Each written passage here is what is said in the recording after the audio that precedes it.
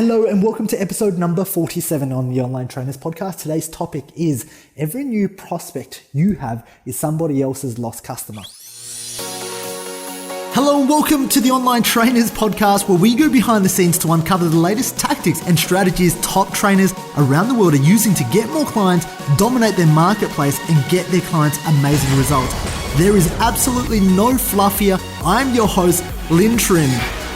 Now, I decided to do a podcast episode on this today because over the last week, I've been on strategy calls with personal trainers all over the world, from Florida, Sydney, London, and the number one question that kept coming up, or the number one problem, is that most personal trainers that I had to talk to, most coaches, number one, didn't know who their niche was specifically. It was too broad, it was too vague, it was too general. And so I was hearing things like, look, Lynn, I want to train entrepreneurial males, or I want to train mums for fat loss, right? And if you're location dependent, like if you're training clients offline, then you definitely don't want to micro niche to that extreme level. But if you're training clients online, and now, considering that you're an online trainer, you have almost an unlimited amount of clients because you can literally reach over, billions of people around the globe.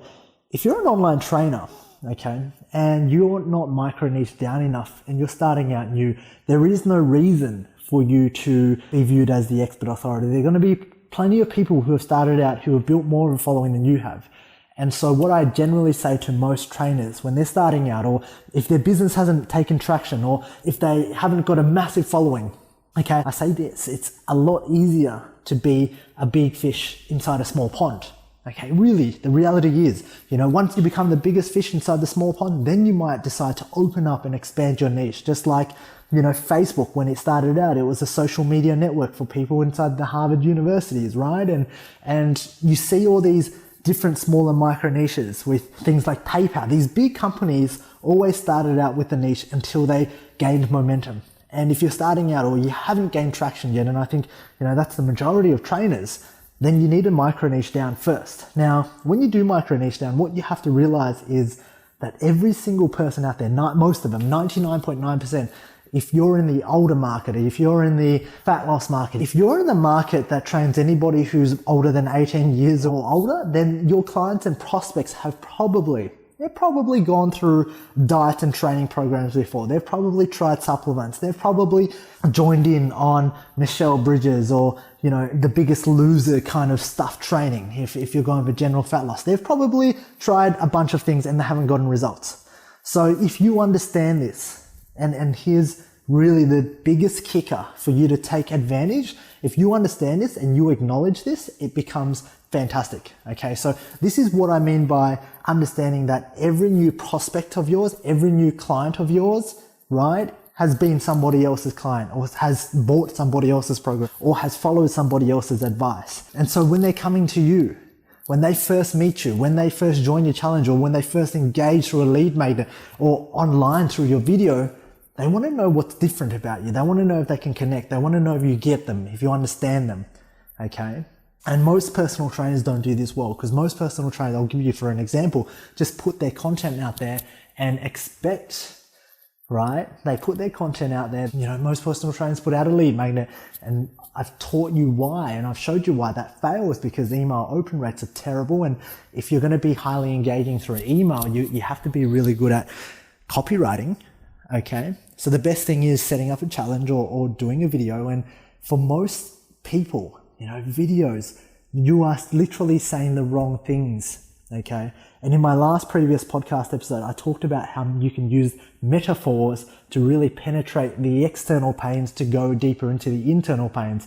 And that is, the external pains is, they want to lose weight, they want to gain muscle. The internal pains are the internal struggles of that client. Why do they want to do that? If you keep asking why enough, you'll go from the external pain to the internal pain. Now, there's another thing for you to really connect and bond with each and every new prospect, is to really acknowledge the elephant in the room.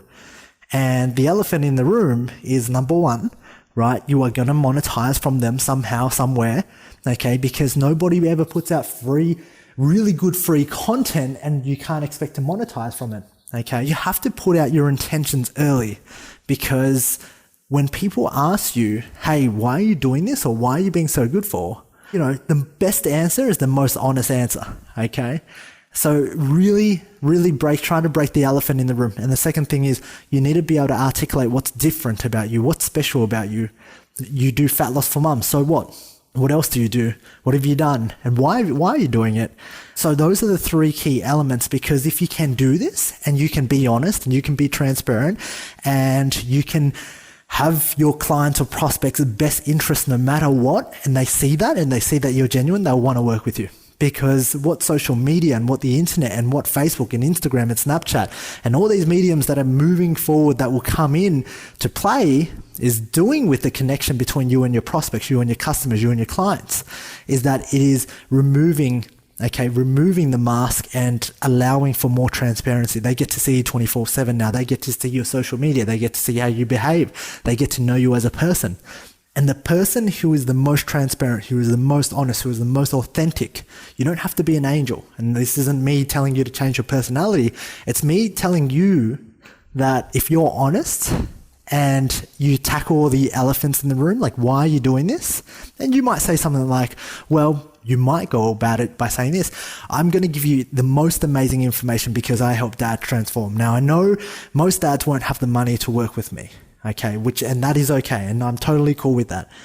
But I want to be the number one most trusted advisor. I want to show you how you can get results, and I want to be the leader. So that one day, if you do have the money or you do feel the need that you need more help, or you know any other dads that you need more help, then I want to be that number one trusted advisor. And that's why I'm putting this out. And that's really as honest as you can be, right? The second thing that you want to do as well is really understand and share a common enemy with them. And what I mean by that is, what have dads tried in the past and they've failed miserably? You can't say that I'm different, because if you say that I'm different, they could think that you're lying. So you might say, look, I know supplement companies are bad. I've tried them too, and I got burnt in the past. So you're sharing that common enemy. You're really acknowledging the elephant in the room. Or, I'm sure you've had trainers in the past and they've been horrible as well. So you really want to accept them, because what I've learnt and what really good people learn is that you cannot change somebody's mind. It's so hard to change somebody's mind. Okay? You can't tell them that they're wrong. You can't tell them that. So if they've got a thought about you, if they've already made up an opinion about you in their mind that you're here to sell them, just say, yes, I am here to sell you, but here's how I'm going to sell you, right?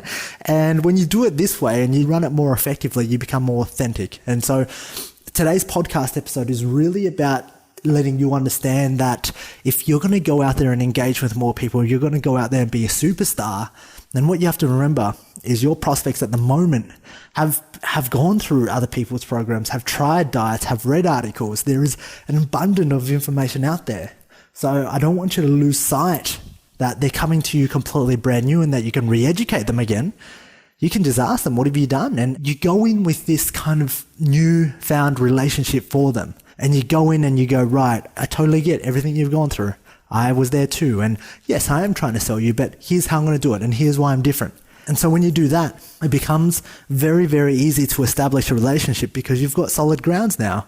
They're not constantly on their toes thinking, wow, when is he going to pitch? And then when you do pitch, they're kind of like, I knew you were going to pitch. Okay.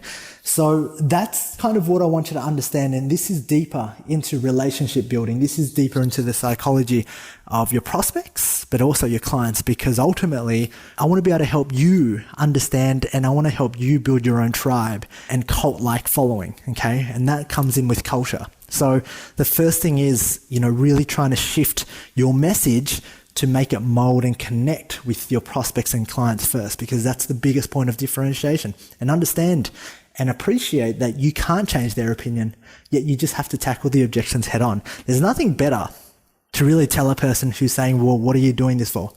And you tell him right in the face, I'm doing this because here are my intentions.